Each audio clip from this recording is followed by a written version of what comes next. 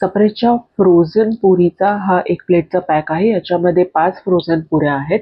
अशा 10 रिटेल पॅकचा एक wholesale pack असतो.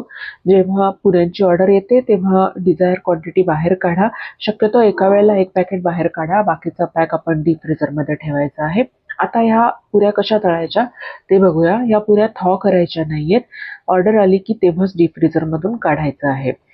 आता आपण इथे पुरी फ्रायरमध्ये तळणार आहोत.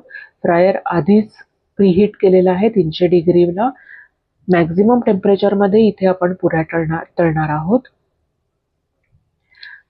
फ्रायरमध्ये बास्केट आतमध्ये डिप करायचा आहे आणि पुरी डायरेक्ट तेलात सोडायची आहे.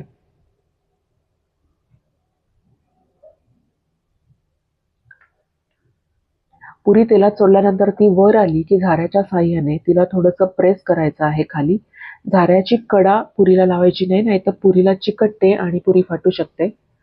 अशा पद्धतीने तुम्ही झाऱ्याच्या साह्याने पुरीवर तेल टाकून पुरी फुगवू शकता किंवा पुरीला थोडंसं खाली प्रेस केलं तरी ती फुगते.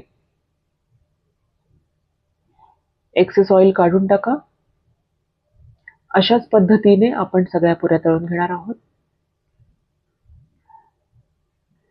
हलक्या हाताने असं झाऱ्याच्या पाठच्या साह्याने त्याला खाली दाबायचं आहे.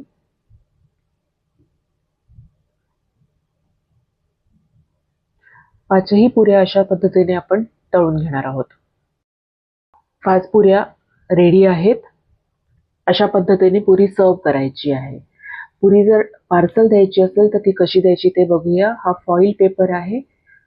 सर्वप्रथम आपण एक मोठा फॉईल पेपर घेऊया. सप्रेचा बटर पेपर उलटा ठेवून त्याच्यावर फॉईल पेपर ठेवायचा आहे आणि या 5ही पुऱ्या एकावर एक ठेवून त्या या फॉईल पेपरमध्ये पॅक करायच्या आहेत. त्याच्यानंतर पॅक केलेल्या पुऱ्या आता सप्रेच्या बटर पेपरमध्ये पार्सल करायच्या आहेत. वरती एक सेलोटेप लावायची आहे. स्मॉल टेकअवे बॅगमध्ये आता हे पुरीचं पार्सल ठेवायचं आहे. बॅग फोल्ड केल्यानंतर त्याला सेलोटेप लावली की पुऱ्यांचं पार्सल रेडी आहे.